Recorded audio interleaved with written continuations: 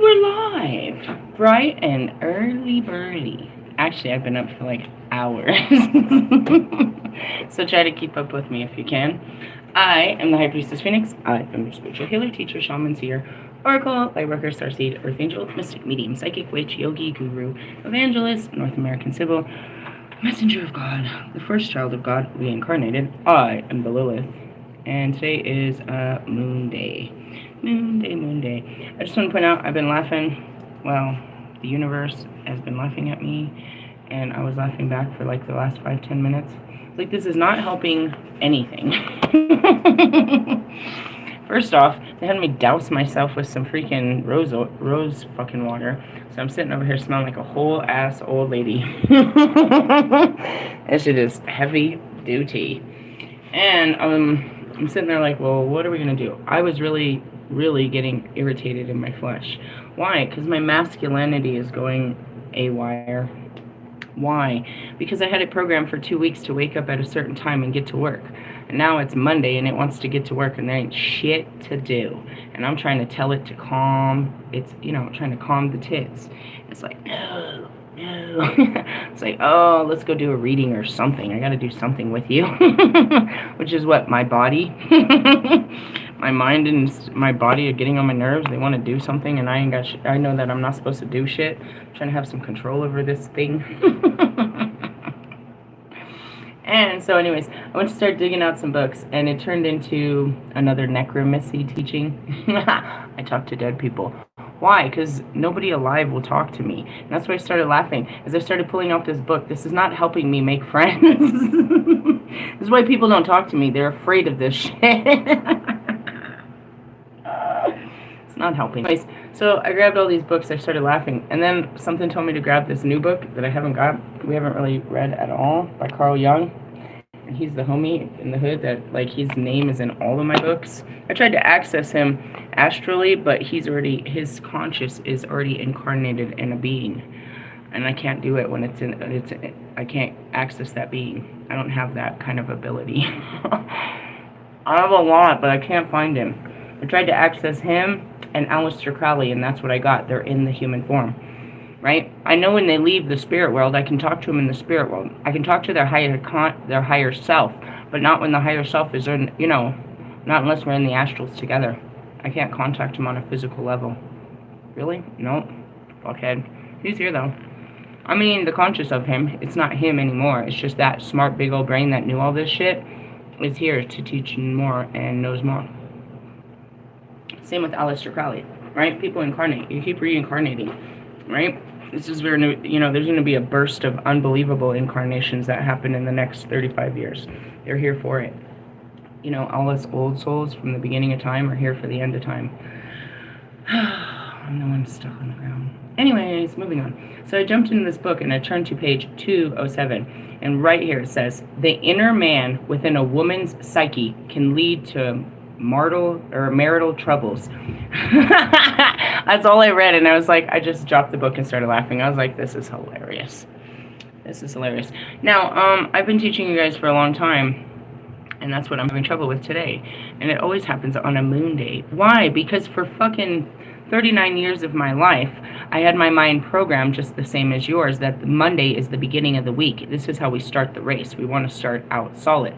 So I always had a great attitude on a Monday. The rest of you are dragging ass because you done fucked up your weekend and you ain't got the right attitude and blah, blah, blah, blah. But I was that irritating bitch, and you can ask around. It's like, good to go on a Monday, dude. Let's do it. Let's do it. Like, I'm ready for it. And I still have that programming, and it's such a pain in the ass to put down because God said on Monday I'm supposed to just sit still with my mind and my thoughts. So I'm trying to do that. Oh, I almost got sick to my stomach. I thought about Fluffy. I almost cried my heart out. It's like, man, I put myself back into that place where I left my dog, and I never really felt how bad it was to leave my dog. I started crying all over again. It's like, oh man, these fucked up ass memories. That was a bad time.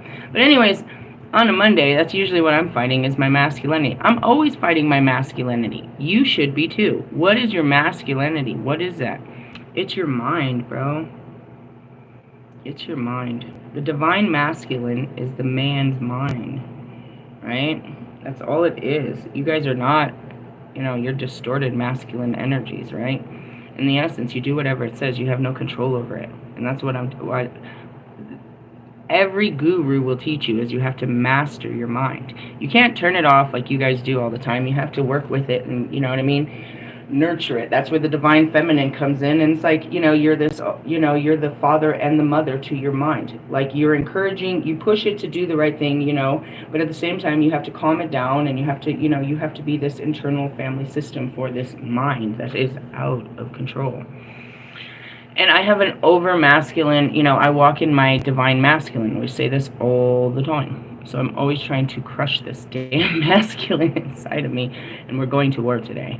And what does it mean? I just have to sit here and listen to it whine and, all its wants and needs and fears and insecurities and limitations and what I need to do with my day.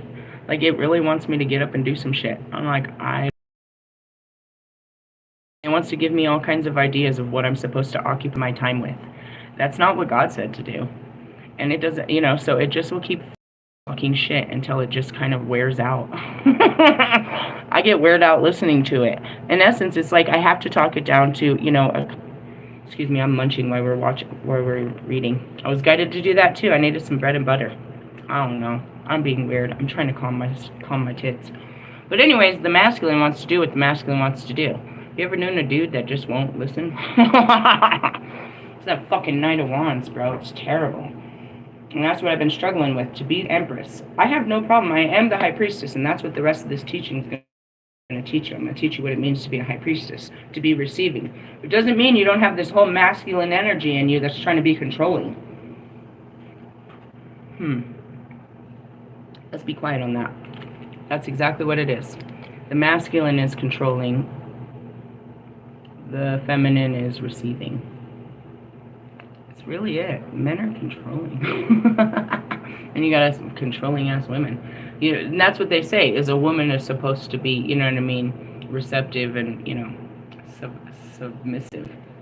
It's kind of what it is, but not in the sense of physicality. It's mental. Right? Meaning you're taking it in. You're not blowing it out. Whatever. I'm struggling. Work with me here. Anyways, it can lead to marital trouble, similar to those mentioned in the section on the anima, I don't know. ANIMA. There's a million ways you could pronounce that. What makes things especially complicated is the fact that the possession of one's partner by an... Oh, I shared this too. They're bringing up my fears. Thanks, Carl Young. There's a guy coming. If they're making me go this deep, dude, he's really close by. I spoke of it last night. This is intense. All right, do the work. What makes this especially complicated? And that's what I said. I told all these terrible stories. I'm digging all this stuff up. Oh, I'm going to cry. Why? Because they always do. There's terrible stuff in there. We're digging in. It's going to be an open heart surgery. Come on, I thought we were talking to dead people. What makes things especially complicated is the fact that the possession of one's partner by an animus or anemia may automatically exert such an irritating effect upon the other that he or she becomes possessed too.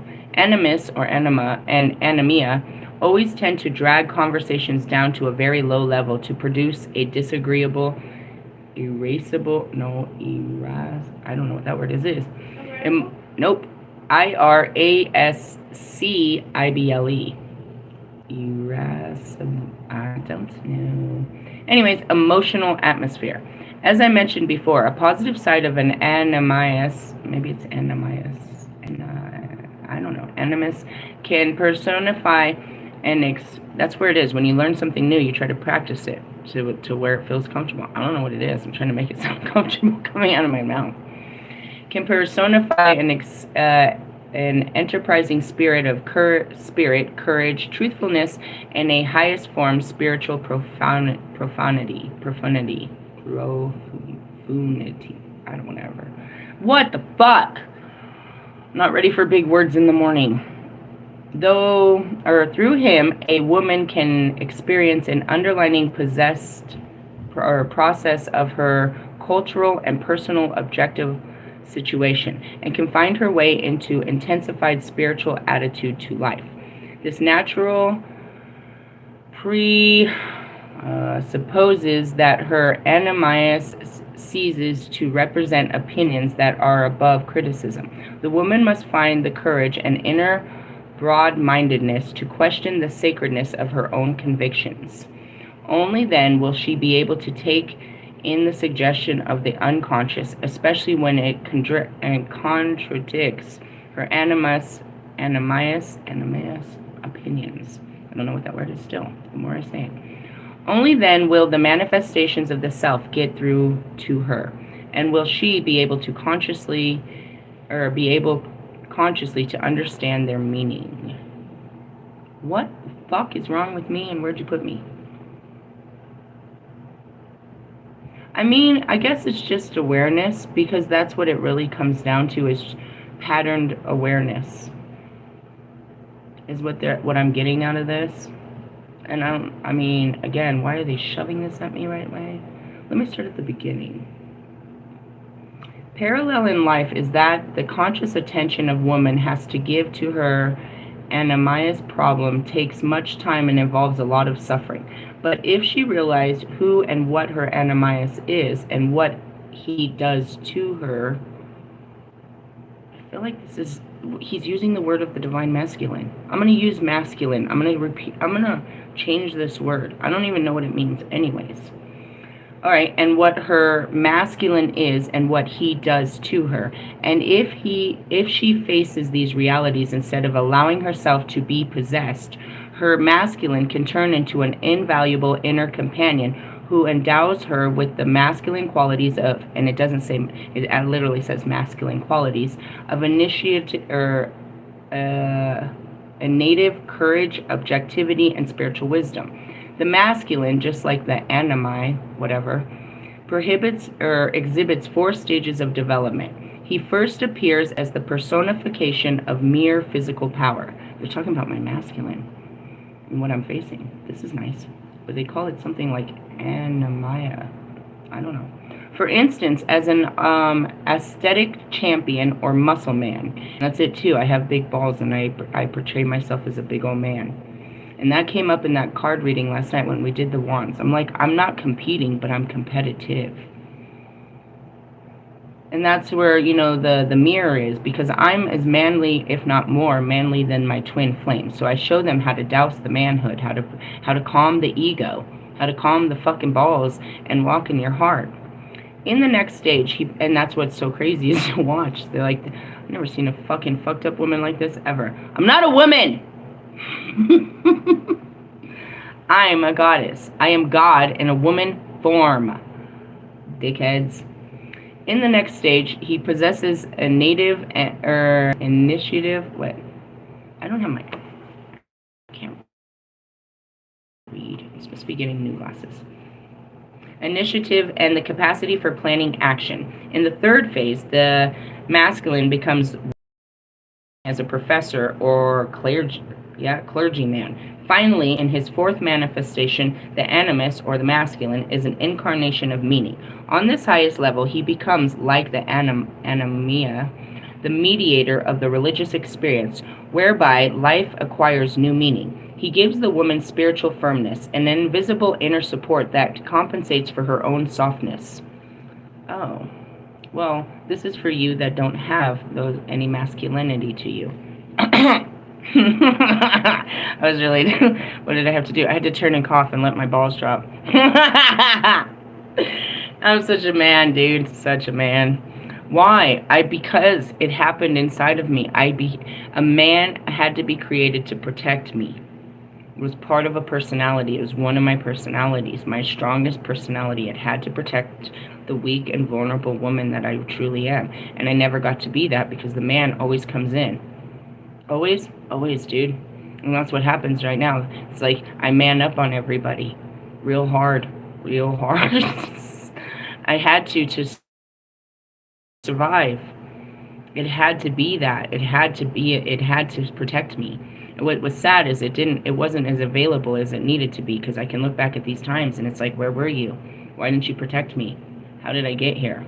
And that's the softness in me that didn't, you know what I mean? And then the man would come out later and clean up all the mess. But no, That's what happened with Tree. I saw it. I called it the Beast. I swung on that Nika, bro, with every bit of fucking strength I ever had. I was sitting there in a dress and heels, bro, ready, like, just breaking because of inner child wounds. And I told him to back up. He wouldn't leave me alone. He wanted to claim rights to my song, my best work at this moment that I had created from a very hurt place and collaborated and everything. He was blasting it out, and I told him to fucking stop while I was dealing with, inner child trauma. And he wouldn't stop, and I just got up and I swung on him, and I went crazy on him, called him all kinds of bitches, and threw him physically through his body, this 6 foot tall dude, out the fucking studio. And as soon as I closed the door, I snapped out of that personality, dropped to the floor in my dress, crying, and couldn't understand what just had happened. I had seen it from the outside when it was happening, but it just happened. There's a real rough dude inside of me. So when I told my brothers and sisters that when I finally came clean about the domestic violence, they could not believe it. They would not, because they had seen that man in me take on my first husband. They had seen that man on me take on the whole streets. They were afraid of that man in me. My own brother asked if I would kill him. My brothers and sisters were terrified of the man inside of me. Everybody was. But when I told them that I couldn't be that man with him, and that's what was so frightening. That's what this whole thing comes down to, is you know what I mean? Somehow I lost all of my senses and became a victim. But if you look back in history, that man in me really still couldn't control what was going on. But that's what I try to tell you, is your mind is it means the best. It's trying to protect you all the time. It's trying to logically think what's best for you and make the right decisions for you. And that's it. It's just trying to keep me, like right now, it just wants me to be productive. It wants me to have the pride and it feeds off of my emotions. Do you know what I mean? And so it wants me to have, the good emotions, because its whole life is trying to, my whole life, its job is to protect me from the bad emotions. So this whole fight right here has never been good. You know what I mean? When I woke up and Bobby comes into my life, my heart wants him, but my manhood knows. It won't tell me. It never told me. It's trying to protect me from this dude. 100%. Don't go near him. It knew what I had been through with him. But it's a whole personality, a whole part of my brain that keeps all these memories. Different parts of my brain hold these memories. There was different personalities that acted with different people. And they only kind of just pop out. But when I was anytime I'm trying to get close, that's that logic. No, you're going to get hurt. This is going to be bad. And that's that limiting mindset that we talk about. It's fearful. It seems all courageous, but it's fearful for you. It's put in place to protect you. He gives a woman spiritual firmness and invisible inner support and compensates for her outer softness. The amnius, or the masculine, is his most developed form, sometimes connects the woman's mind with the spiritual evolution of her age, and can thereby make her even more receptive than a man to new creative ideas. It is for this reason that in the earlier times, women were used by many nations as diviners and seers. The creative boldness of their positive amnius, and that's it, the goddess of war and shit, as we walked in our masculinity and our hearts. The positive masculine at times expressed thoughts and ideas that stimulated men into enterprises. And that's it. I am the divine masculine that they're not. And we together, all of us, balance our divine masculine and allow our divine feminine to shine. I'm waking up their inner goddess. So their inner goddess can soothe their inner god. And they can work in, like me. I show you, fuckers. And that's where we dropped into the inner man. And it drops down. Okay? So that was pretty good. Thanks, Carl Jung. It goes on and on and on. But we got to the gist of it. let me tell you really what's happening. I'm a dude. I have a mentality. I try to tell you fuckers all the time, and that's why I have those work ethics. That's why I'm so, built like this. That's why I won't give up. That's why I'm, but that's what God made me, especially in my last life and, in all lives. It's a part of it. It's like you have to have your masculinity, but you have to have your goddess, bro. Now, where am I supposed to go from here? I'm supposed to talk about dead people, right? So, I talked to all of them. You saw me yesterday have a full-on conversation with Jesus Christ in the middle of our video. I asked him questions about the book. I'm like, well, what did you read? And what about your mom? And what about this? Ask, and it shall be given in good accordance. I needed to know these questions in front of everybody. I asked them questions. And so a lot of people make jokes. I mean, at first, it was what you guys would know as live, the undead, or the dead, which is like people that were here in incarnation and that are no longer in the physical form. So, like Pac, when I started telling people I was talking to Tupac and Michael Jackson and all of these people, they thought I was an absolute lunatic when I already told them that I was dealing with a personality disorder. I set myself up for madness, I guess, in this sense. I told people I had personality disorders. So in essence, they think I have voices in my head, which is true. Right? So I cleared them out, and now I'm talking to dead people. They think I'm going full psychotic now. But it happened. And it happens all the time. So that's where that starts. But then later, you know what I mean, as I'm doing all this, I start connecting to ascending masters. As I start awakening to myself, my connection to, the oneness awakens in who I was and who they are, and we're all together. And that these dead people, as you call them, my spirit guides, were part of it. That was their job, was to get me awoken. And that's why they're there and not here again, like some of the people that are already back here. I teach you all that. People didn't believe in that shit. They're like, oh my God. But it was true, and you couldn't deny it. And then Tupac, that was scary. He told us 2 years ago, I could play those videos, but it won't mean shit until it's all over, bro. And then your skin will fucking crawl like mine does every time thinking about it. I don't remember what I said. I have it put away. But it was a whole video where I pull up at Black Hawk Casino. I'm parked there, and he's showing me, and that's what it is, the visions I've always told you. He's showing me the play out of what happens in the studios. He's showing me the animosity. He's showing me there's a Diddy and everything. He's showing me what Diddy did. And he tells at that time that he's going after Diddy. Nobody knew Diddy was under investigation until they got him.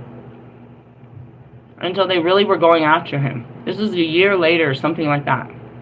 The shit got scary. Everything that every fucking guide ever told me came to pass. The people were watching. I was watching. Always have. So you go back to like a day like yesterday, and what I tell you as the High Priestess, I communicate with all that is, and especially God directly. You always hear me. I don't say I'm yelling at Jesus. I'm yelling at God. Get out of my way, Jesus. You know what I mean? And that's it. Now, in the beginning, I got this book, and I thought I was training to become a priestess, right? So I am a pagan priestess witch that teaches the Christ consciousness when I introduce myself to people. I'm not a Christian priestess. There's no such thing. To be a priestess in general, you're pagan. All right? But I'm also a witch. Now, why do I include that? Because since the beginning of the time, anybody that ever could be to communicate or do any of the things that I do was considered a witch. They called them, and that's my huge intro, a seer, a sage, a mystic, a medium, a psychic. These all came later in time, right? In different cultures and different communities is what these are called. But ultimately, across the board, it's a witch. When the Hispanics, the Latinos, the fucking Venezuelans, whoever, I tell them straight up, soy una bruja. I'm a witch. Soy una bruja. Y nosotros son los niños de Dios. And I said, I'm a witch, and we are the children of God. Right? I talk to them too. I have to know some kind of language. My Sanskrit sucks. My true Latin sucks. I suck at this stuff. We need somebody else that speaks better tongues. But anyways, as I went to this page, Chapter 9, Communicating with Deities. I did not read this before it happened. It happened before I read it. I had already been connected with them. And I teach you, it's just an absolute, connection of you leave the context of your mind and you connect with all that is. There's many people that do tarot reads and that get, I laugh at Magnetize Yourself. She has she has Tourette's of the visions and of the audio. She hasn't learned to train it. She hasn't learned to just sit with it. She hasn't done the rest of the meditational work to know who's talking to her and what these mean. And that could just be me as the Isis. I know what these, I have to take a vision and it becomes a story. You see what it says? I'm leaving it here for a moment. You see that? It teaches you how to. And there's all these books that teach you how to communicate with deities. But what happened to me was I just cleared out my mind and then I could, they were there always. When people come to me with a problem, there's often a straightforward solution or advice I can offer based on my training and experience with psychology and even my professional management and practice I've learned there. But as a priest, and not a life coach, I offer other options and information available to me. Don't get me wrong, I always look at the basic practical foundations first and foremost before I go seeking an erotic solution. I never ignore the other elements that may be at play and the other experience and relationships I have that I can make use of in service to my community. All right. Let's see. I'm not going to read all this. Another option is to go to your deity for advice through divination. More on that later, or in meditation or journey practices. Please do note that practice is the key term. It is really important that you know what you are doing and have an established, clear methodology for interpretation, which takes your own internal basis or bias into account. Therefore, you begin speaking to deity on behalf of other people or to other people on behalf of deity. And that's what I am, a messenger of God. I am the messenger of God, and all of the divine comes through here. All of them. All of them. All of them. How do we communicate with them? Sometimes we just talk to them out loud and in our own minds in a run-of-mill, running commentary, chatterbox sort of way. And that's all I did yesterday. I said, Jesus, what did you read? He said, Hebrew scriptures. That's not funny. They were all Hebrew. I mean, basically, he's very straightforward to me. And that's what I asked him. I was like, and this, that, and the other. I don't remember. It's in yesterday's video. And that's it. I just asked them directly. And it comes through my heart. I don't guess. I have no idea. That's why I'm asking the fucking question. I don't have a guess. Guess. I don't know. That's why I asked you. Tell me. So I am munching again. I'm seeing Wolfman, right? And there are people that want to communicate with deities. I'm seeing... I don't know what happens there. I'm so confused. Okay, I'm seeing Mother Cabrini Shrine. It's called The Room. It's just like this little prayer room. I call it The Room. It has like 5 or 6 pews in there. There's all this. I took a picture. I'll put it on the cover of this. I always take a picture. I always be in there. Anyways, people come and sit in these pews, and they close their eyes and they pray to this picture of well, it's a statue of her, or Mother Mary. I don't know. Fuck. I'm going blank right now. Anyways, the question is, what are you doing in there? Why are you on your knees in there? Do you see them? I communicate. I can stare at that statue, and I get all kinds of unbelievable visions and auras and things come out of that statue at me. Really? Yeah. But I see the people that come in, and they, they close their eyes and they pray. They're asking for something, and they're staring at a statue and pictures on the wall, and there's candles burning and all of this. I don't know if they're communing with spirit. I think that a lot of people just talk. They pray out loud, but they don't listen, is what I'm getting to. Now, as I was saying about Wolfman, he has these videos where he talks about, invocating spirits, and he talks to Lucifer and stuff like that, which is basically, the same kind of thing, I suppose, putting their picture on the wall and lighting candles and getting in a sense of trance and invocating them and asking them questions and then finding the answers within your heart, I think is what the ultimate thing that happens here across the board. I don't know how they practice. I don't know. I can only tell you what happens inside of me. That's it. That's all. God bless. Amen. All right. Let's see. Running commentary, chatterbox sort of way. That's just as valid as anything else we discuss here. I want to be clear that communication with deity doesn't have to be formal, though it can be and often is. It's just, and that's, I'm seeing this today, mirror magic, I always think of. I'm sitting in front of Chris's, it's plucking my eyebrows. All of a sudden, my heart says to DMX, because I had seen this video the day before of him on 106 in Park saying he don't like Drake for all different reasons, or for no reason, is what he said. And so my heart says, as I'm plucking my eyebrows, and I'm like, I guess I'm just stepped out of my body, I'm like, why you don't like Drake? And all of a sudden he comes up and just has a whole talk with me, right? That's all it was. Inside of, while I was still plucking my eyebrows, I'm seeing this conversation. That's the astral conversation. It's not inside of your body, but it's being communicated through your body, because your heart is the communication. It just has to be, and that's, you know, like Jesus and stuff. It's a holographic projection, I suppose, that happens within this dark space of your mind, where you're like, you're looking at something, but then all of a sudden you're not looking at that at all. You see something completely different, which is, you know, between the veils is what they call it, a holographic projection that comes from your third eye. And it doesn't always, they don't always speak. It's just a vision, mostly. The more you work on it, the more you can see these play out, where I can see full-on realities. I'm like, I am not in Earth. I'm still here, but what's playing out inside of my, inside of my third eye is another reality that I'm watching. Why am I watching this? Why did I get pulled into this reality when I stepped into this spot? What activated it? What about that reality has to do with this spot? And that's where you learn the multiverse, how all these realities are intertwined, like layers.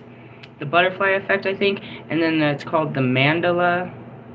Is it called the mandala effect or something like that? Where there's all of time, the layers of time lay within this time, and they're activated through this time. You literally just walk through time.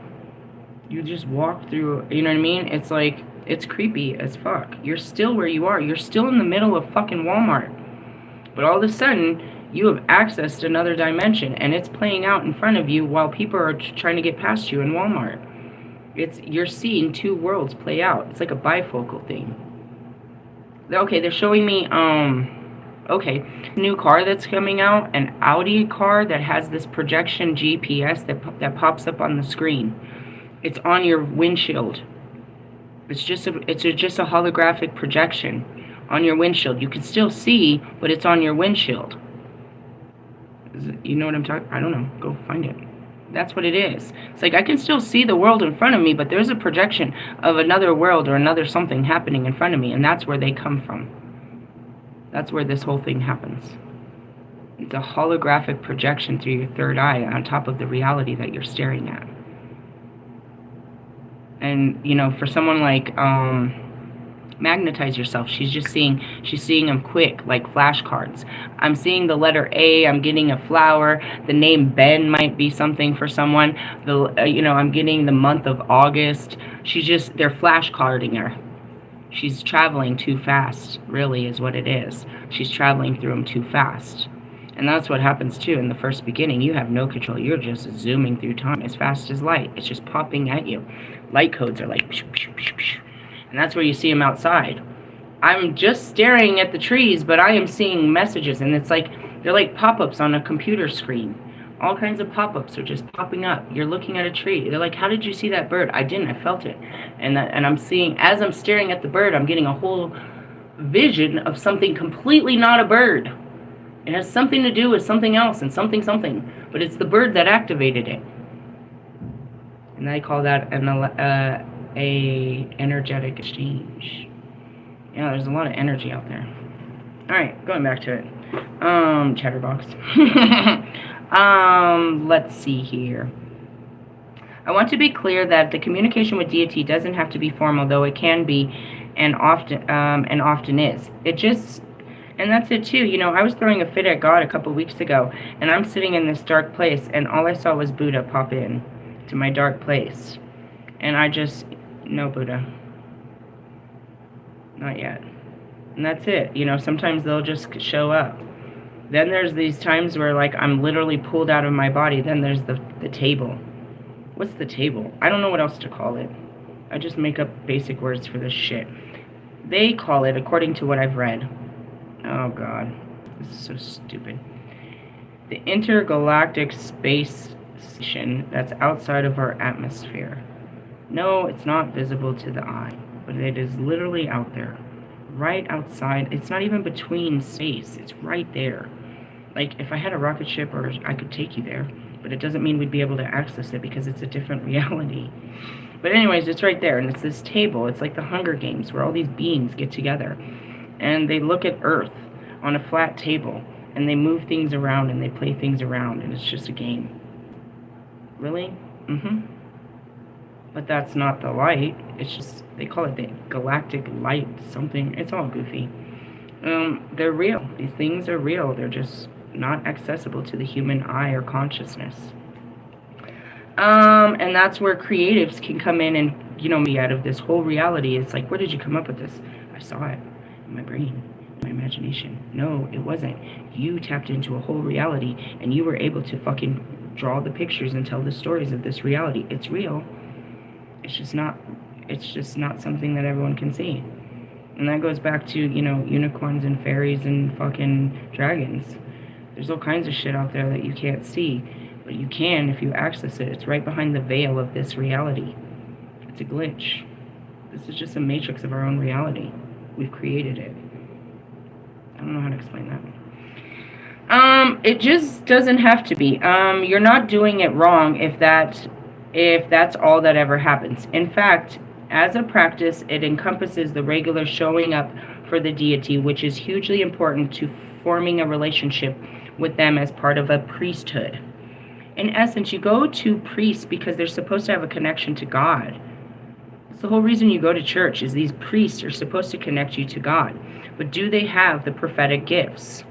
I met a very high member of the fucking Mormon church, and I told him before I started to speak, I encouraged him to pray to his God to validate what I was about to say. And he did. He validated it afterwards. He said, you are the truth, and may God be with you. In the essence, his teachings had known that I had the prophetic gifts. I was baptized in the Holy Spirit. There are those of us that had this, right? But in ultimate, if it wasn't done religiously, then you were a witch. If you weren't serving, you know, in the religious ways. And I shared that earlier. I was like, you know, Jewish mysticism is the home of religious magic. It wasn't religious magic. People practiced magic, but it wasn't a religion. Whereas Jewish mysticism, the home of, you know, what Jesus grew up in, was, you know, a religious magic practice. Where before it was all, you know, I don't know, broken and divided.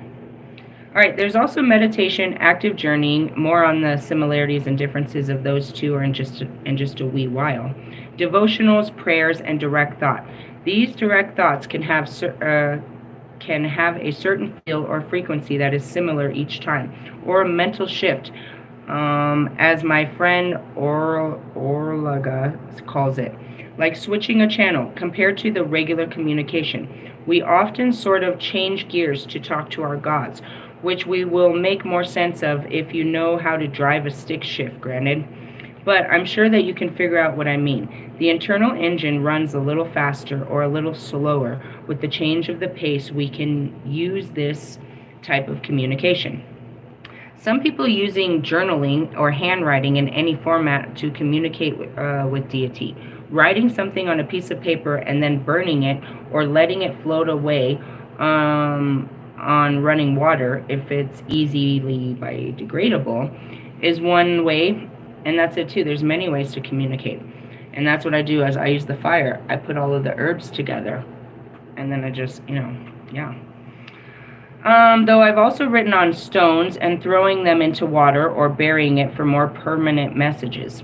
Ties with any other sort of creative expression that can be used as a form of communication. From drawing to music, it doesn't have to be perfect. I like to get to, wow. Listen to this. I like to get the Morgan's attention in the morning with a rambunctious banging of my boudra, the Irish traditional drum. I didn't know that she prayed to the Morgan. I have a totally different book about a weirdo that prays to me. This is beautiful. I've never read this page. Page 127, Chapter 9, Communicating with Deity. Wow. Synchronicities. Anyways, they always pray to me. Most often, it is just closing my eyes and finding a rhythm or heartbeat and tune into it and letting sound carry my intent to her. And that's what I teach you every morning. Turn up the frequencies. Turn up the music. Find your vibe and hold your vibe. And when someone fucks up your vibe, you put on your headphones and create a new vibe. I'm all about the vibe. It's frequencies. Music. I be jamming, bro. Fucking jamming, bro. Jamming, bro. We have to change the vibe.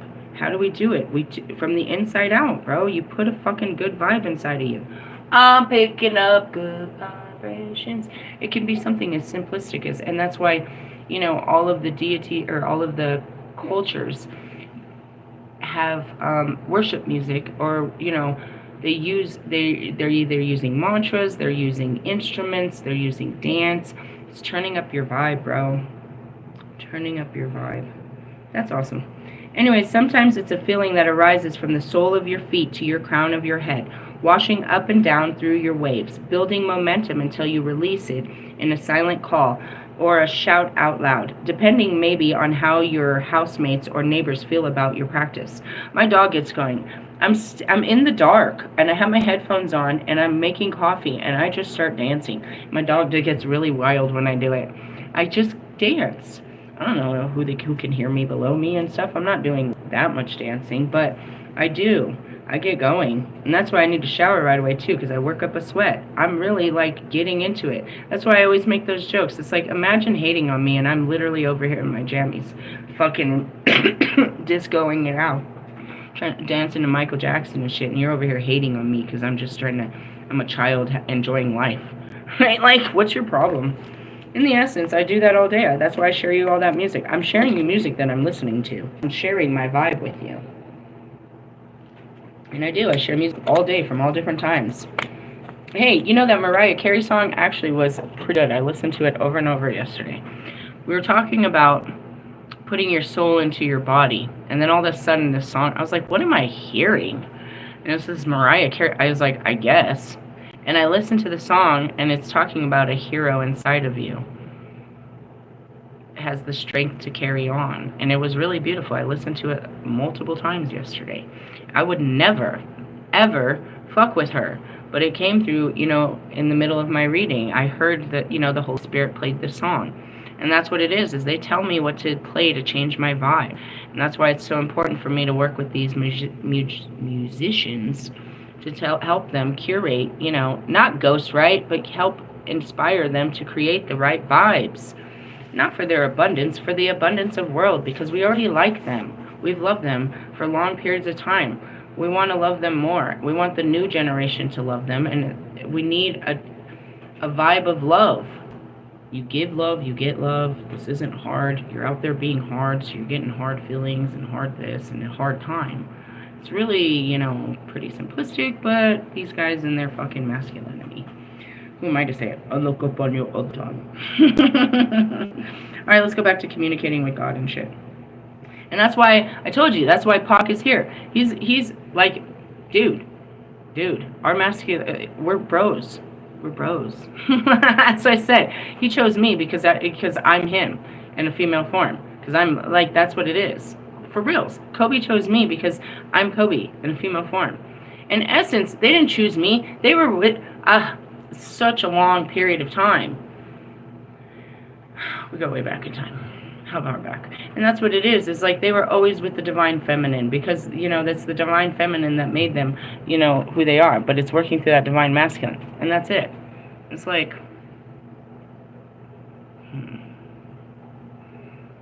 It's a circle. Circle jerkers. Pac was hard, but Pac was loving. That's exactly what the divine feminine is. Hard, but loving. You know what I mean? That's God. And that's Kobe. And that's Nipsey. That's my, you know, softy over there. Archangel Michael there, Michael Jackson. He's hard. He's loving. The best vibe, right? He's the vibe. I wanna rock with you. Alright, come on, come on. And that's what it is. They be like singing and dancing and acting all kinds. That's what it be like. You talk to dead people all the time, but especially these guys. These guys ain't going nowhere. Alright, anyways, these are different ways to talk to dead people, Morgan. We communicate through physical acts such as lighting candles, burning oils or incense, moving our bodies, or even planting flowers in honor of the later, and somewhat more of an offering. The acts of offering is also a form of communication. And you see me, I do lots of offerings. Similar to both creative expression and physical action. And that's exactly what Paul was talking about yesterday, is giving your offerings. May your life be an offering to God. Similar to both creative expressions and physical acts, we may use our voices in chanting or singing, rather some randomly or specific acts of devotion. In the spirit of keeping in right relationship with plenty of give and take, many of us will focus devotionals on praise, expressing admiration and giving thanks, and change. I'm seeing that, I've listened to Pac's music. I know it, but I'll purposely, well, you know what I mean? I'll vibe it too. Expressing admiration and giving thanks, and charging, feeding, or giving things that feel appropriate to offer, right? And again, we're back to the realm of offering. As you can see, the lines are a bit wobbly-wobbly at times. A clear form of communication is a daily meditation. It too crosses lines between us communicating with them and them having space to communicate back with us. But let's start here anyways. The difference between meditation and journeying. Why can't I speak? Journeying. I can't say it. I can, but not right now. Well, begin with the basic meditation. It is the overreaching umbrella of any number of practices, methods, styles, and techniques will fall under. A lot of pagans seem to think that they either do meditate or they can't meditate. For most part, they seem to be quite off in exactly what meditation is. Let me just stop there. What is meditation? Chilling.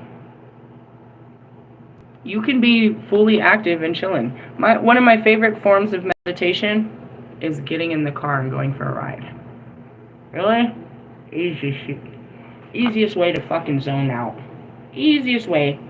You're moving, right? So your body has to be aware, and you're putting your body into action, right? There's a lot of visual stimulation. You have all of the elements. You're out in earth. You got the wind blowing, the sun burning on your face, or the moon, or whatever that is. You can hear all of that. Most everybody turns on music when they're driving. There you go. Ta-da! So you're actively active, but you're zoned out. And while you're zoned out, that's where you get your transmissions. So I tell you, I just need to sit outside. I don't ever want to pretend like I don't have a pair of headphones the whole time I'm usually sitting there. Only if I'm overstimulated will I not put music in. But I'm usually listening to music all the time, just going through music. Sometimes I'll put tarot readers in the background. It's just noise, just frequencies. You know what I mean? What they say will activate another realm or something else, stuff like that. You know what I mean? That's why God takes me to my Twin Flames posts that are just made to irritate me. Feel this and make a conversation out of it. If I didn't look at you, I wouldn't have shit to talk about. And it's like, why are you looking for trouble? I'm not looking for trouble. God's looking for healing. You know what I mean? He's using you guys for my healing instead of, anybody else. I mean, we could point fingers at anyone and use them as a tool, not to be that person. Or we can use our peoples and talk to our peoples and try to inspire our peoples not to be these peoples. Instead of just judging random peoples. I did that too. In the essence, sort of. Alright, so anyways, meditation. Let's go back a bit when I was a wee baby pagan and I don't want to go back. Fuck off. Just talk about the shit. So now the science bit. When I started studying psychology in 2011, I was amused to discover that meditational practices, which many years back had been firmly in the territory of weirdo woo, and that's it. They call them, people that studied spirituality were weirdos. Now everybody's all about that. They use the words and terminology until I light a candle and say that we need to go to, do some work, clean your chakras. And they're like, what is that? Never mind. I thought you were spiritual. We're now an integral part of my third level college course program. I was delighted to, and to be honest, whatever. The first techniques, also called focus attention meditation, is where you focus on one specific thing. They call this scrying in the witch world. Often working through your entire sensory experience of that thing, and continually bringing your attention back to the focal point where it wanders. You could focus on your breathing, a sensation in your body, the fact of eating something, or a particular object in front of you. The other technique is learning in specific based meditational practice is sometimes called open monitoring meditation, which involves detached observation, where you pay attention to what's happening around you, but you don't react or engage. I do a bunch of that, just watching shit. The trick of this is to figuratively monitor and remain in a neutral position, both mentally and emotionally. The brain stuff behind all this is interesting. It turns out, from 2007 study called Mindfulness Meditation reveals distinct neural modes of self-reference by University of Toronto team led by Norman Fobb. Geez, lots of fucking reference there. That we have two distinctive ways of interacting with the world using two sets of networks in our brain, called the narrative network and the directive network. The former is the default network, which becomes active when not much else is happening. And that's it, where you're just sitting there making up stories in your head. You're narrating what's happening. You're watching things happen, and you're like, oh, she's got boyfriend problems. He's homeless. He is doing no good. She is doing no good. And that's where you're narrating what you're seeing. That's dangerous. I could tell you everything I see. And that's why I don't look. Just do. That's what I mean. When I go into Walmart, I'm like, don't. Just stay focused. Don't look at anybody. Don't look at anybody. Why? Because the narration comes out. So it's telling me everything about everything, and I don't care. I didn't need to know that. I don't care. I came in here for food. I don't care about these people's lives and what they're going through. Where they've been and what they're about to do. I'm not going to stop them. Oh man, there was this one guy. I knew he had a bad vibe on him. Felt like I needed to tell someone. I was like, dude, he's got like a school shooter vibe on him. I don't know what he's doing in this fucking atmosphere. Who was he? I don't know. Maybe I was only supposed to be there to block him, but I had a bad vibe off that guy. He was a bad guy. I don't know. And they're like, oh, I think I should tell somebody. Hey, you better watch out for that guy back there. He's got a bad vibe. He's out to do some bad things. Anyways, what are we talking about? Your network. Where was I? When you're engaging with this network, an entire story of your life is available. Which one? The former is default, yeah. And you have access to all the information about how your character interacts with each other over time. When you're experiencing the world using narrative network, you are reading and writing the story of your life. You take in a wealth of information from the world around you and process it through your personal filters of what everything means, adding your own interpretation and conclusion, desired outcomes, and the rest that goes with your fabulous brain. That brain. This is obviously very useful for planning, goal setting, and strategizing. It is an active thinking you do every day. It's really important mode of experience, but does sort of limit your engagement with what is going on around you, as it is easy to get caught up inside your own head this way. As I'm seeing that, I'm seeing, the Libras, they're all logical. They're processing too much. They're not doing, they're just processing the outcome all the time. I see Lewis just staring at the screen. That's what most of you are doing. That's that saying. You're watching life pass you by. You're just narrating it in your head. You're not actually living it. You're playing it out in your head. You're not actually doing anything about it. Let's see. I don't know. She goes on and on about your brain. Let's go to journeying. Journeying, as we know, is a spiritual context of the modern paganism, contains some of these techniques and practices, focus, visualization, and so on.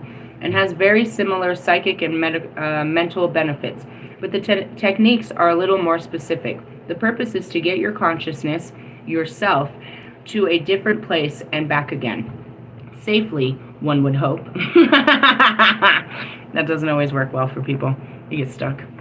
It must be noted that your safety as you journey does not seem to be a huge concern for some of those who lead you away into the worlds with no clear path or support to get you back. And this, it's dangerous. You have to come back into your body. You have to come back to your body fully. And you can get stuck out there. You can get stuck in your thoughts easily. As easily as you get stuck in your thoughts. Imagine those times, guys. This is dangerous. This is a great one. Where you have a repetitive thought and you can't get out of it. You just keep reliving this thought. You keep reliving a memory, right? You're like, something bad happened. You and somebody got into it, and you just keep reliving it. You can't get past it. You just keep seeing it over and over and over and over. You keep seeing this memory. You can't get out of it, right? Okay, thank God you're not still stuck in that memory. But some people get stuck. They get actually stuck in memories in the past, the present, the future, and in altered realities. You got to be able to control that mind. Where it goes, you got to be able to bring it back. And that's why you don't start any of this shit without learning grounding techniques. It's terrifying. You know, it really is. To access the other worlds, it's great, but you can get trapped in there. And as I've always said in the beginning, well, I really started to specify when we got into the exorcism and the communicating with, or what is this, consorting with spirits, is your conscious is leaving this mind and it's accessing other realities. These realities are of a different conscious, and they are fully aware that your conscious has entered into their reality. Okay, so as a practitioner like myself, I can feel if somebody is fucking hovering over me. I can feel when somebody is thinking too hard about me. I can feel you in my fucking energy, is what that says. They're playing around in your energy. Have you heard that statement before? They're all up in your energy. They're trying to bind themselves to you. They're trying to stay in your reality. They're trying to put themselves in your reality. People like me can feel that. Right? And what do? We banish you. We use fucking, I'm cleaning you off of me all the time. That's always what I'm doing. And all it is all of you are somewhere thinking about me. What is she doing?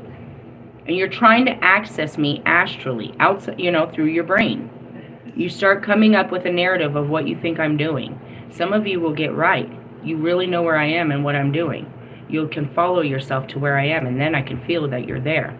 Sometimes we'll have a conversation. Other times, I'm like, what the fuck are you doing here?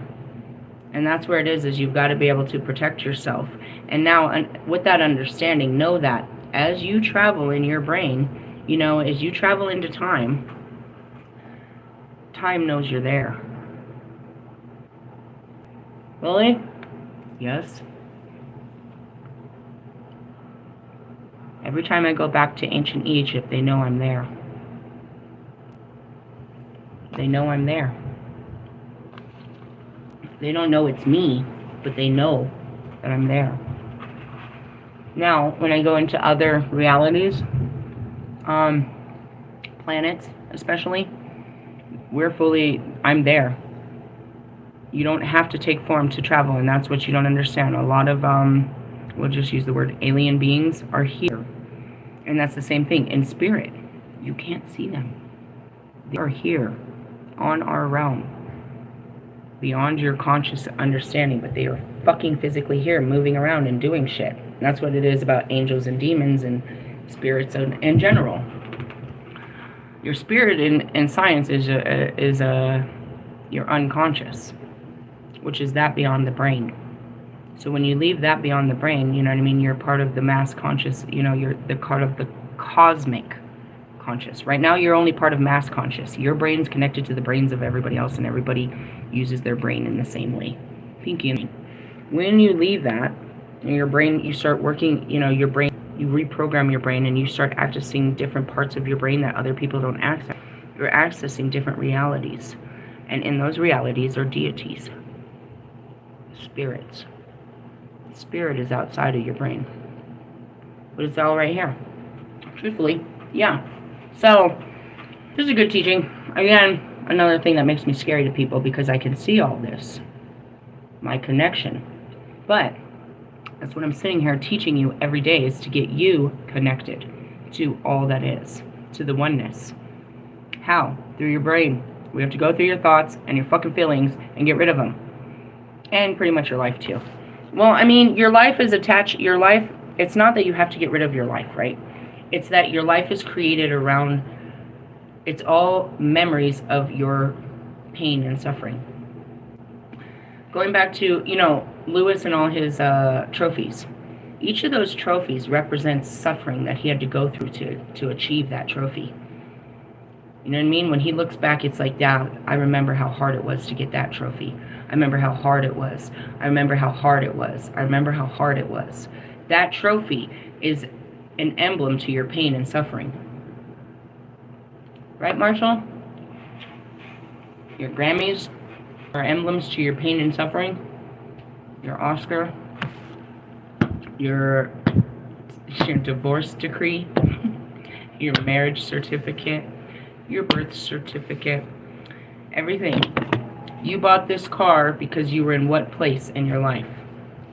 Right? Greed, acceptance, whatever. You know what I mean? All these things are attached to low vibrations, as we'll just leave it at that.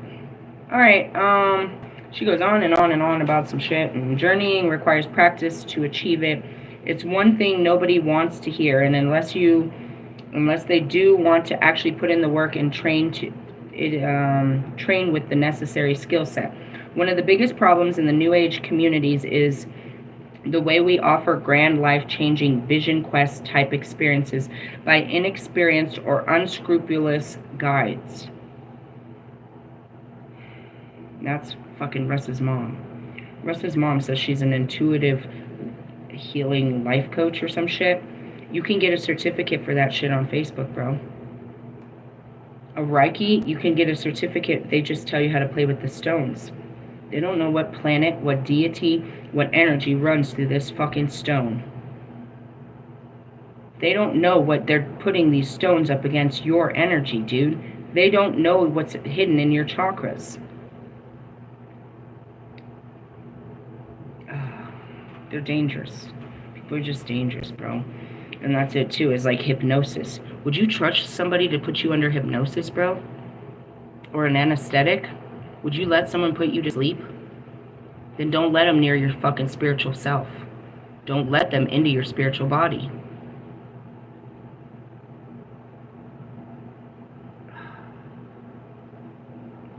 The very thought of it is like making me sick. Knowing what a sicko that Russ's mom is, and that people are paying her to coach their life, she's manipulating the shit out of them, bro. This bitch has a fucking degree in psychology. What is she gonna tell them? Everything to keep them coming back and needing her so she can keep money and power over these people, bro. She is not inspiring you to be fucking, no way. Look at her kids. Russ is doing everything to repair himself from whatever she did in that house.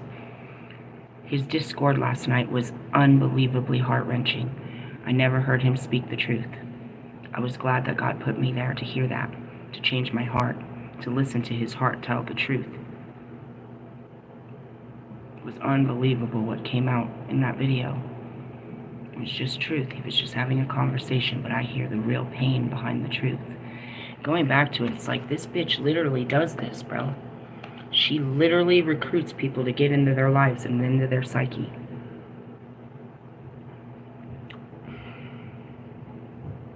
That's fucked up, right? You gotta be careful. I wouldn't do any of that. I was guilty of it too since the beginning. I knew that what was happening to me was beyond Christianity, and I was looking for answers. I was looking through science. I was looking through medicine. I ended up in spirituality, tarot cards, and weird shit like this. People thought I was crazy, you know, but I didn't understand. I was talking to dead people. It was real. You know what I mean? I was guided to start burning sage and start, you know what I mean? I was having times and stuff play out in my head. I had to go where the answers were. But nobody gave me the answers. Down to, you know, I was really surprised. I thought they knew everything. But, you know, as I become awoken, I'm like, hey, do you guys know anybody else, like, you know, that are awoken? And they're like, well, there's this one guy in history. Huh? One? Is he alive? He knows like a couple of his past. What? That's when I stopped asking. I knew I was beyond their understanding. I was doing stuff that other people didn't know, and I had my own answers. How did I find my answers? God. It took me to find the answers. I never know, and you have to be okay with the unknowing. And don't let somebody tell you something they don't know, just to put an answer on it to sound smart. I, as of right now, am the only one that have ever done all of this. And again, I didn't know what I was doing. The answers came later where I could describe, that's what this was. You saw me, I just pulled this book out. And I told you I was fucking with my divine, you know, my masculine. And here in his book, he's like, yeah, that's what happens to women. You know what I mean? It's like science can, you know, it's hidden everywhere, but not. How did I get that book? I actually went looking for his first teaching, and they didn't have it. They said, all I have is this one. It's a used book. It ends up being his last publication. I went looking for one of his most famous ones, but his last one, you would think his last would be his best. It's the last of his words. And that's what I said about my documentary. It only gets better as I let it evolve. The beginning is the beginning, but only with the journey does it make it fulfilled. It's like, I can tell you how it started, as I do all the time, but that only means, it doesn't shit until you see where I am now. When I tell you I didn't know what was happening, and now I know everything that's happening, and who's talking to us and everything, and I'm seeing all the visions, I didn't know what was happening. I didn't understand collective readings. I didn't understand how I could have a day's experience and then Magnetize Yourself would put up a video, and she was literally talking about my experience. Now there's a difference between me and everyone else. When she would talk about a divine masculine in these videos, I didn't see a man outside of me. I saw my own energy. I saw how I was being that man in this video. That's something different that most people don't say. They always say it in their videos. They're always like, you know, energy is fluid. It doesn't, you know, the roles may be reversed. They automatically think a divine feminine is a woman. All these videos that I listen to are listening to, you know, what's going on, and then it's a whole story about me. It's never about anyone else. It's like, you know, what my divine feminine is going through inside of me and what it's doing to my divine masculine. I think the mirror effect was never someone outside of me, but inside of me. As I healed my divine masculine inside of me, my divine feminine became, you know what I mean? They came together, and that was that union that people think are happening between a man and a woman. Now we go back to my twin flames. Wonder why I call them bitch. Is this fair to say? No, it's mean. That's demasculizing as I say it to them. Every single one of my men are divine feminines. They're men by virtue of their sex, of what they're created.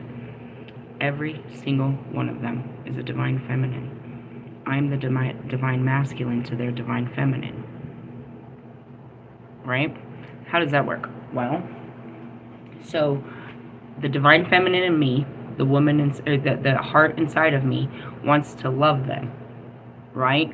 But it's the ego that won't allow it, okay? Right? So as I'm drawn to love them, I'm forced to fix my ego, right?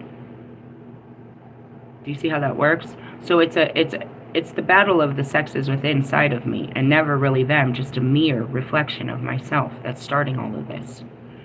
But they are the light side of me. I'm not the light side of them. But as I heal it, I become that. Line us up, guys. Even me and Marshall. You put me and Marshall together. Who wears the pants? Who's more dominant? Who's more dominant in this relationship? Is it Marshall? Is he aggressive and taking control and taking action over me? Line me up with any, and you can see the role. They are my feminine. I am the masculine. Now, in order for this to work, and that's the balance, the equality, we had to switch the roles. Meaning, I have to be able to put my masculinity down and walk in my femininity. You have to fucking walk in your masculinity. Right? So then we get all the way through all these guys, and then I'm faced with Wolfman. Put us together. If we're standing next to each other, who's more dominant in this relationship? Now you see a problem. Do you see it? It's fire versus fire. He's not gonna submit, and neither am I. So in that, what did that call? That means I couldn't be the masculine with him because it wasn't going to work. His masculinity forced me into my femininity. And you'll see it throughout the videos where I start apologizing to him. I say him. Why? Because you recognize I don't have to be the man. You're man enough that I don't have to outman you.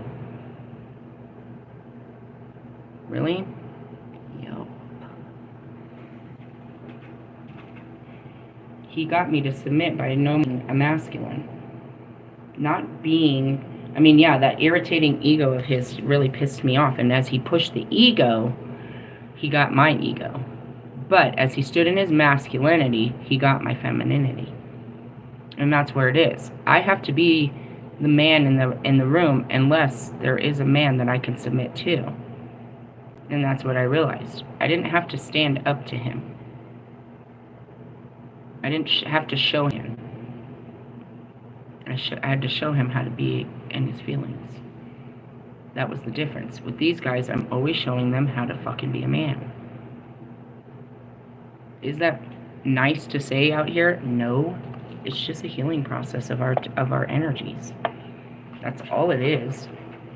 And that's what it needed to be, is I needed to be able to relinquish my divine masculine to be the divine feminine I was always meant to be.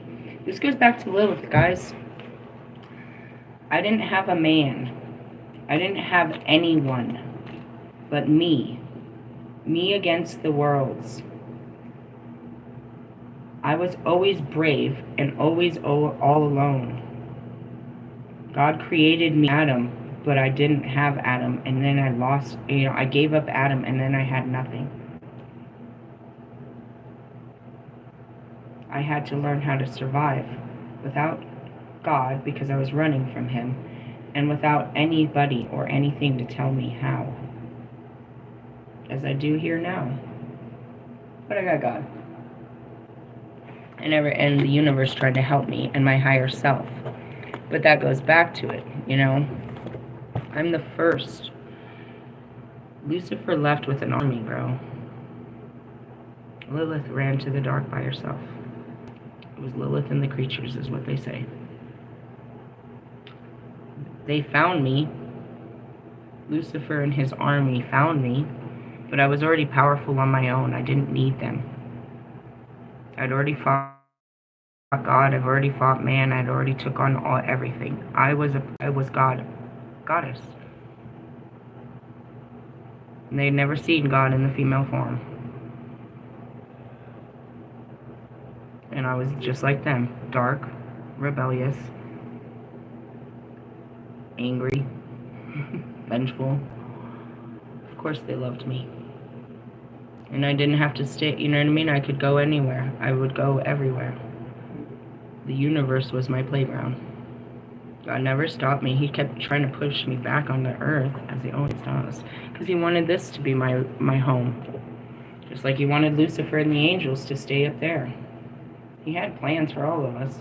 Not all of us followed that great plan. keep playing it. And it's my life. So that's how I have this connection with everything. Because it's from the beginning of the time.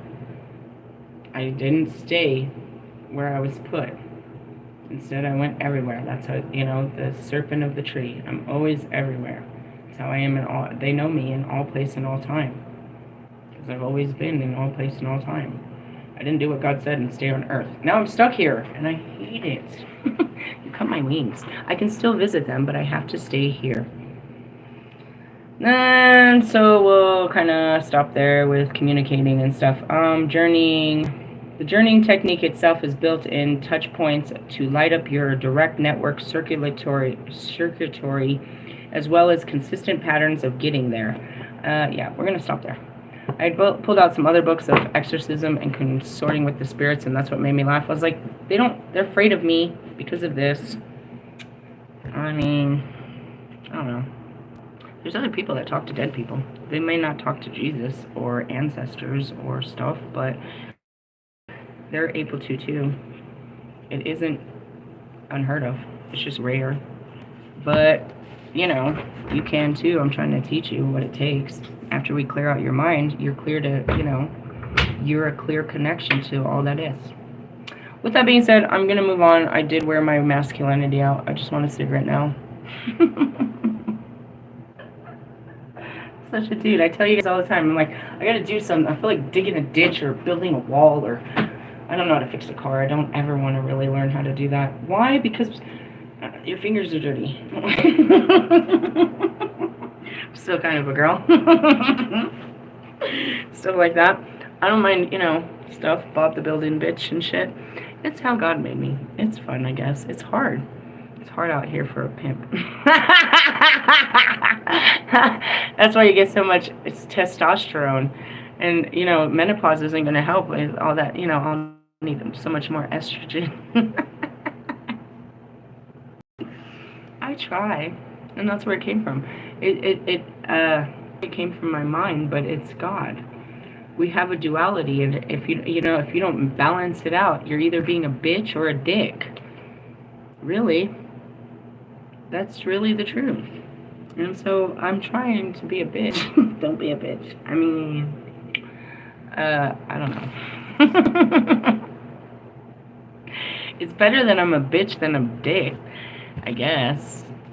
So what did we learn? Deities.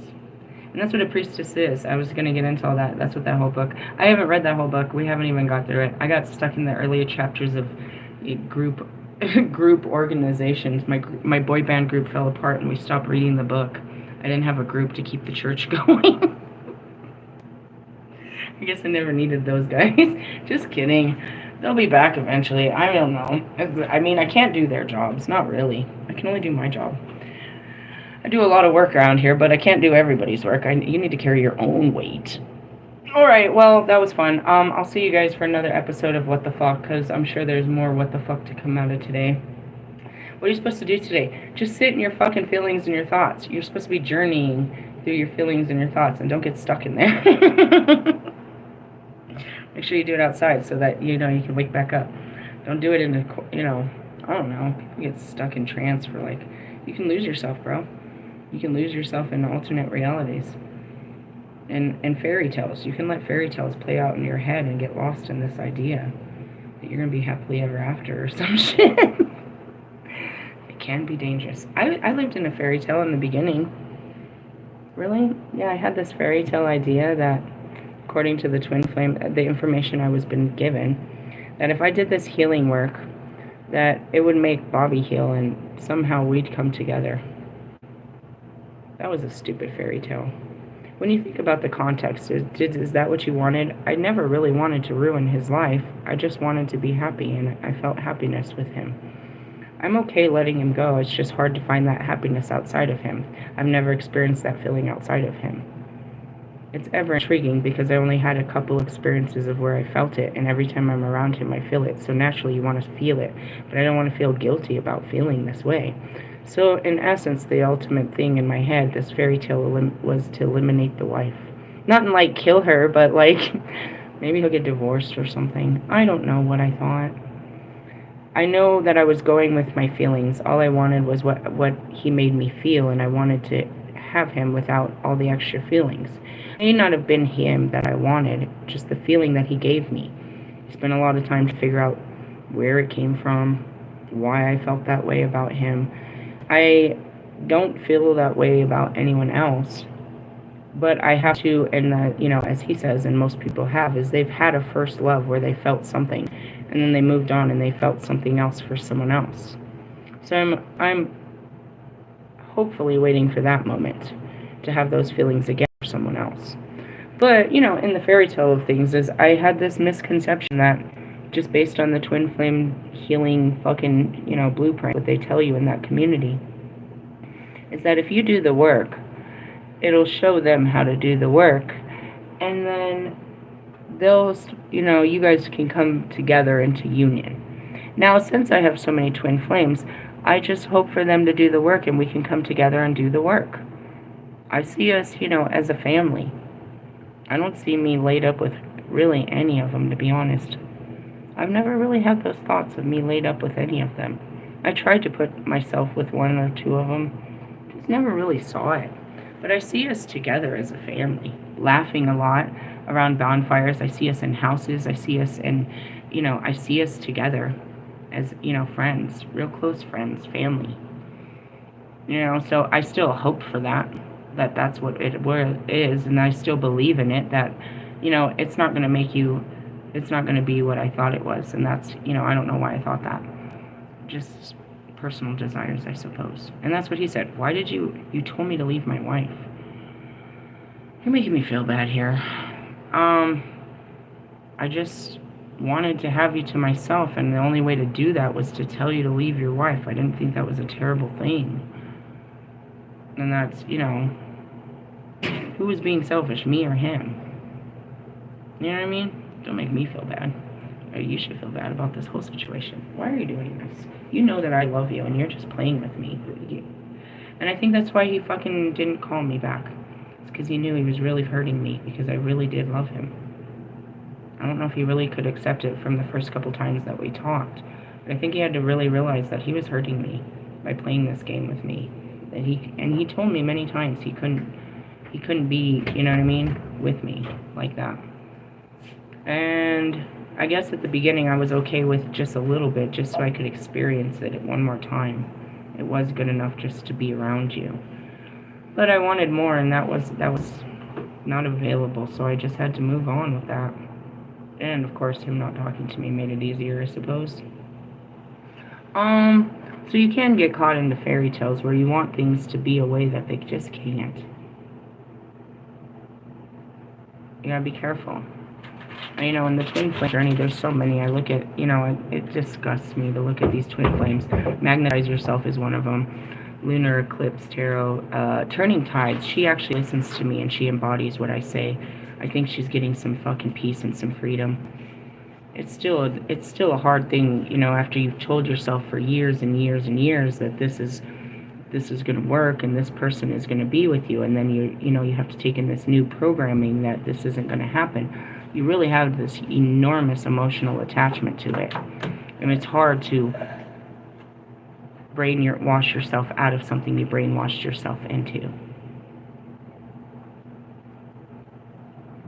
And I feel for them. Kelly's just getting older. She's a good chick, dude. She's hella funny. She's got a lot of, distorted masculine traits similar to myself. She's not ugly. She's pretty, and she's losing the ability to date and explore. And, she's a type that's far more healed, where she could go out and have interactions with men to learn from. You know what I mean? She could go out and have fun, whereas she's not, It's just the context of what they told us a twin flame was, and we believed it, and we stayed to we stuck to the book. She's been so brainwashed for nearly 7 years that she's so invested, she won't give up the investment. But in not giving up, she's not receiving any type of love. She's just receiving her karma over and over and over again. And that's really what it is. We're, as a divine feminine, you're shoved into this Eve mentality. I'm going to be the perfect girl for this guy. I wouldn't do it for any other, but for this one I will. And you realize through doing that, that was never right. You just did that because that's what they told you had to do to be to be the perfect girl for the perfect guy. And that's where it becomes distorted, that nothing you're doing is working and you're just humiliating yourself, that you would never do this for another person. It's interesting because you break your own rules to be something you're not, only to find out that this wasn't healthy to begin with. But you get to see that you're willing to go so far for a person, where I would have never did this for my ex-husbands. I would have never forgave them. I would have never nothing. And that's that unbelievable twin flame where it's an unconditional love, where you'll break all conditions to try to love this person and receive their love in return. It's a huge healing thing when you realize that, first you see how far you'll go for love. And yeah, some of it's really embarrassing, but most of it's inspiring, like you didn't know that you could ever love someone that much. And then you gotta, pull yourself back. Like, you're being very clingy now. This is a little out of control. And in the rejection of that person, you learn to love yourself more. You don't hate yourself for them not loving you. You learn to give yourself the love they're not giving you. What's happening on the other end for that person? I have no idea. I have no idea how this affects the men on the other side. I don't know, because they don't know. But I know it mirrored because I watched it happen to Russ, to Marshall, to Logic, to Royce, and to Mike. I watched them all internally start to change and heal.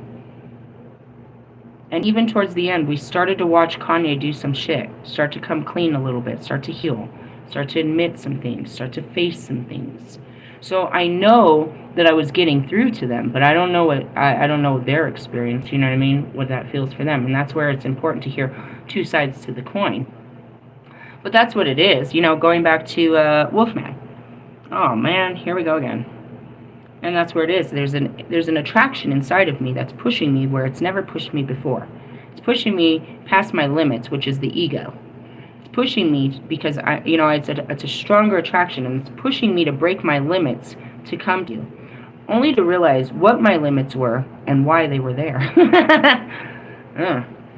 And it's not about you. You kind of hope that it's about the person on the other side, but it's really just about you, pushing you. You stand back, you're like, geez, I can't believe I said that to him. And you're like, it's a moment of, aha, why did you say that to him? And that's these healing moments. Did you say, no matter if it was good or bad.